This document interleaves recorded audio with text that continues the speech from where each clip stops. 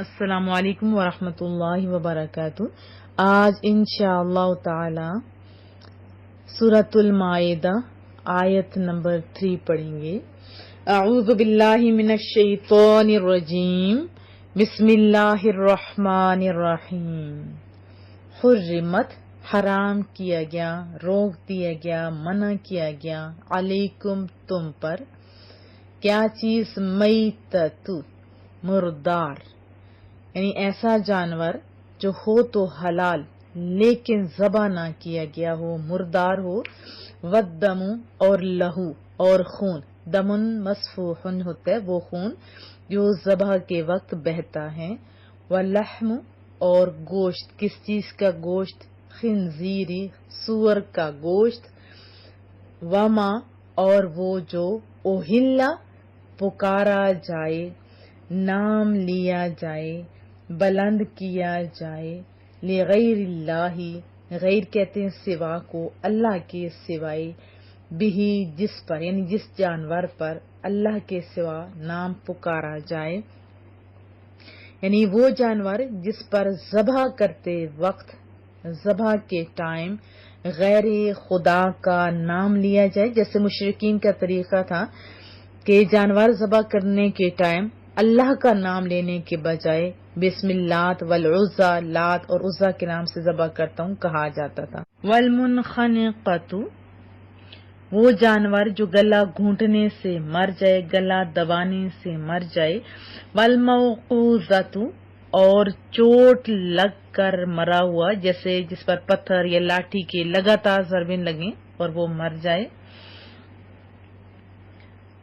والمتردیۃ اور بلندی سے گر کر مرا ہوا، یعنی اونچائی سے گرے اور مر جائے، والنطیحۃ اور سینگ لگ کر مرا ہوا، یعنی وہ جانور جو کسی جانور کے سینگ مارنے سے مر جائے، وما اور جس کو اکل السبع درندہ کھا گیا ہو، یعنی ایسا جانور جسے درندہ چیر پھاڑ ڈالے، وما اکل السبع اور جس کو درندہ کھا گیا ہو، یعنی درندے نے چیر پھاڑ ڈالا ہو، الا مگر ما زکیتم جس کو ذبح کر لو تم، یعنی ایسا جانور جس کا بھی کہا گیا درندہ چیر پھاڑ ڈالے، لیکن اگر وہ جانور زندہ ہو اور اسے ذبح کر لیا جائے تو پھر اس کا کھانا حلال ہوگا، اگر ذبح نہیں کیا گیا تو اس کا کھانا حلال نہیں ہوگا۔ وما ذبح اور جس کو ذبح کیا گیا ہو، علی النصب تھان پر، وما ذبح علی النصب کے بارے میں امام ابن جریر نے قتادہ سے نقل کیا ہے کہ نصب وہ پتھر ہے جن کی زمانہ جاہلیت میں پوجا کی جاتی تھی اور پھر ان کے لیے جانور ذبح کیے جاتے تھے، یعنی آپ کہہ سکتے ہیں ہر ایسی جگہ جو مشرکانہ رسوم کی ادائیگی کے لیے مخصوص ہو۔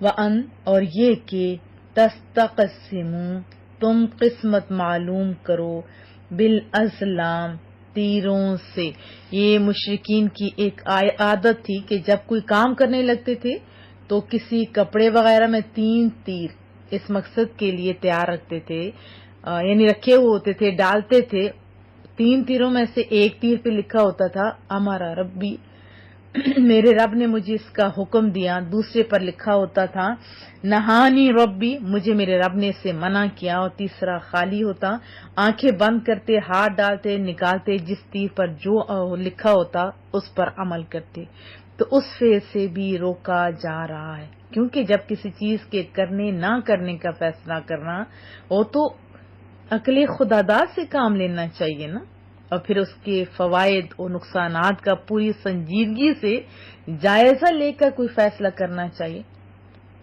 کیونکہ رب کریم نے یہ فہم و دانش کی نعمت جو ہمیں دے رکھی ہے، یہ کیا توہین نہیں ہے کہ ایسے موقعوں پر ایسے کام کیا جائے، پھر اتفاقات پر اپنے اعمال کی بنیاد رکھی جائے، تو اس سے بھی روکا جا رہا ہے۔ اور اسی طرح اہل عرب کی بھی دوسری عادت یہ تھی کہ وہ تیروں کے ذریعے جوا کھیلا کرتے تھے. تیروں کی تعداد 10 ہوتی تھی، 7 پر کچھ نہ کچھ لکھا ہوتا، 3 خالی ہوتے تھے. تو اس فعل بد کو بھی ممنوع قرار دے دیا گیا. فرمایا ذالکم فسق، یہ سب کے سب گناہ کے کام ہیں، فسق کے کام ہیں، نافرمانی کے کام ہیں. تو ظاہر نافرمانی کے ہیں تو رک جاؤ. الیوم، آج کے دن. کون سا دن تھا؟ 9 ذی الحجہ کا خاص دن. الیوم یہ زمانہ پر دلالت کر رہا ہے. 9 ذی الحجہ کا دن تھا اور 9 ذی الحجہ 10 ہجری بمقام عرفات جمعہ کا دن تھا. اور یہ آیت مبارکہ نازل ہوئی. اس میں بتایا گیا الیوم، آج کے دن، یائسا نا امید ہو گئے، مایوس ہو گئے، الذین وہ لوگ جو کفروا کافر ہوئے. کیونکہ کافروں کا تو خیال تھا نا چند دنوں کے یہ اسلام کا ہے ٹائم، پھر ختم ہو جائے گا، لیکن اب تو عروج دیکھ لیا انہوں نے بھی. فرمایا آج کے دن نا امید ہو گئے. مسلمانوں کی تعداد بہت زیادہ تھی جو محبوب کریم کے ساتھ حج ادا فرما رہے تھے. من سے، دین، دین، کم تمہارے دین سے، فلا پس مت، تخشوہم ان سے ڈرو. اب مومنین کو کہا جا رہا ہے کہ تم اب مت ڈرو ان سے، کافروں سے، ان کی تعداد سے نہیں ڈرو. وخشون اور ڈرو صرف مجھ سے ڈرو. اور اخشونی اصل میں تھا وخشونی، یا حذف ہوا اور اس کی جگہ زیر لگی، مانا ڈرو مجھ سے. الیوم کا حمزہ عارضی ہے.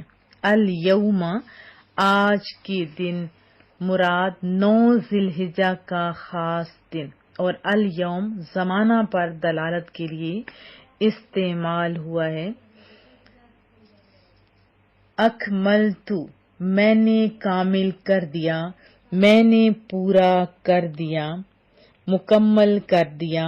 لکم تمہارے لیے، دینکم تمہارا دین، واتممت اور میں نے پورا کر دیا، علیکم تم پر، نعمتی اپنی نعمت. وردیت اور پسند کیا، میں راضی ہوا، میں نے پسند کیا، لکم تمہارے لیے، کیا چیز؟ اسلام کو، دینا نظام حیات بطور دین اسلام پسند کیا. فمن پس جو کوئی، اضطر ناچار ہو، بے بس ہو جائے اور کچھ کھانے کو نہ ہو، فی میں، مخمصتن یعنی بھوک، اتنی زیادہ بھوک کہ پیٹ اندر لگ جائے، بہت سخت بھوک، غیر نہ، متجانفن مائل ہو، میلان رکھتا ہو، کس کی طرف؟ لاسم گناہ کی طرف، یعنی گناہ کرنے والا نہیں ہے، حد سے بڑھنے والا نہیں ہے، بھوک ہے اور کوئی چیز نہیں مل رہی. فإن اللہ تو بے شک اللہ تعالی، غفور الرحیم بہت بخشنے والا، بہت مہربان ہے، بہت زیادہ رحم کرنے والا ہے. الیوم یئس الذین کفروا من دینکم، آج مایوس ہو گئے جنہوں نے کفر اختیار کیا. کس سے مایوس ہو گئے؟ تمہارے دین سے، یعنی آج تمہارے دین سے مایوس ہو گئے وہ جنہوں نے کفر اختیار کیا تھا. فلا تخشوہم سو تم ان سے نہ ڈرو، وخشونی اور صرف مجھ سے ڈرو، اور ڈرو مجھ سے. الیوم اکملت لکم دینکم، آج تمہارے لیے تمہارا دین میں نے مکمل کر دیا ہے. واتممت علیکم نعمتی اور تم پر اپنی نعمت پوری کر دی ہے. وردیت لکم الاسلام دینا اور تمہارے لیے اسلام کو بطور دین میں نے پسند کر لیا ہے. فمن مضطر فی مخمصۃ غیر متجانف لإثم، پس جو لاچار ہو جائے بھوک میں حالانکہ وہ گناہ کی طرف جھکنے والا مائل ہونے والا نہ ہو، فإن اللہ غفور الرحیم، تو یقیناً اللہ تعالی بہت بخشنے والا، بہت زیادہ رحم فرمانے والا ہے۔ اس سے پہلی آیت میں ہم نے پڑھا تھا ما یتلا علیکم، جن کا حکم پڑھ کر سنایا جائے گا، تو یہاں انہی کا بیان ہے۔ اس آیت مبارکہ میں کتنی چیزیں ہیں؟ تقریباً 11 چیزیں جن کے حرام ہونے کا ذکر ہے۔ جیسے مردار پہلے پڑھا، یعنی جس جانور کے لیے شریعت میں ذبح کا حکم ہو اور اسے ذبح نہ کیا گیا ہو اور وہ بے ذبح مر جائے، وہ حرام ہے۔ دوسرا بہنے والا خون۔ تیسرا سور کا گوشت، صرف گوشت نہیں، اس کے تمام اجزاء بھی حرام ہیں۔ چوتھا وہ جانور جس کے ذبح کے وقت، ذبح کے ٹائم غیر خدا کا نام لیا جائے، جیسے میں نے آپ کو بتایا زمانہ جاہلیت کے لوگ بتوں کے نام پر ذبح کرتے تھے اور وہ بسم اللہ وغیرہ کہتے تھے، لیکن یاد رکھیے کہ یہ نہیں کہ دوسرے اوقات میں وہ غیر خدا کی طرف منسوب ہو، وہ حرام ہے، یہ نہیں ہو سکتا۔ جیسے کہا جائے کہ یہ فلاں کی گائے ہے، ہوتا ہے نا، زمیندار لوگ جانتے ہیں جو بھی جانوروں کا بچے ہوتے ہیں تو وہ زیادہ تر ان کے بچے آپس میں بانٹ لیتے ہیں، یہ میری فلاں بہن کا ہے، یہ فلاں بھائی کا وغیرہ وغیرہ۔ اسی طرح عقیقے کا بھی ہوتا ہے، یہ میرے فلاں بیٹے کا عقیقے کے لیے ایسا ہوتا ہے نا، ولیمے کے لیے بھی جانور مخصوص ہوتے ہیں۔ تو یہ نہیں کہ کسی اور کے نام پہ اگر ہو اور پھر اسے ذبح کیا جائے وہ حرام ہے، یہ غلط ہے۔ بہت سارے لوگ ایصال ثواب کرتے ہیں، لیکن یاد رکھیے وہ ایصال ثواب کرتے ہیں لیکن ذبح کے وقت ان کسی کی اولیاء کا یا کسی بھی چیز کا وہ نام نہیں لیتے۔ حرام کیا چیز ہوگی؟ وہ جس کا ذبح کے ٹائم غیر خدا کا نام لیا جائے۔ اگر ایسا نہ ہو، کہا جائے کہ جس پر غیر خدا کا نام ہے، غیر اللہ کا نام پکارا گیا، وہ حرام ہے، تو اس طرح تو کوئی چیز بچتی ہی نہیں ہے۔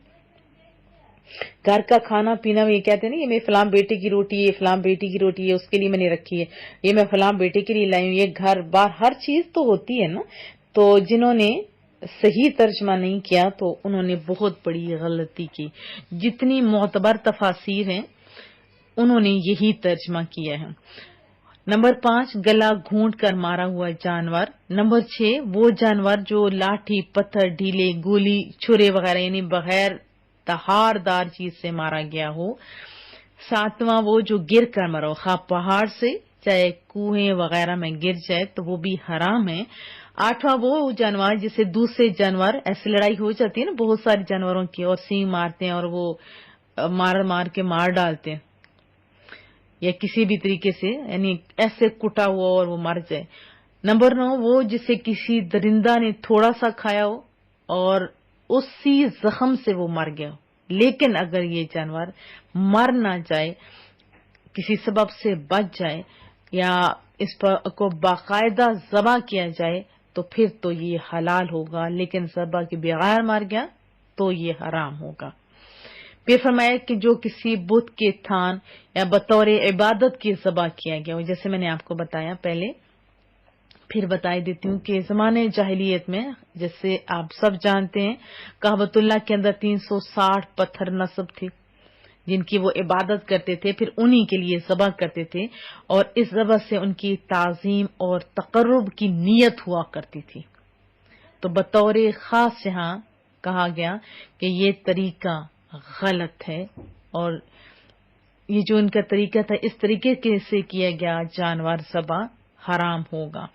اور کسی کام وغیرہ کا حکم معلوم کرنے کے لیے وہ جیسے زمانہ جاہلیت کے لوگ سفر کرنے سے پہلے جنگ، نکاح، ہر چیز کے لیے وہ 3 تیر ڈالتے تھے ہاں نہ کہ، جیسے میں آپ کو آلریڈی بتا چکی ہوں۔ تو ان ساری چیزوں سے منع کر دیا گیا۔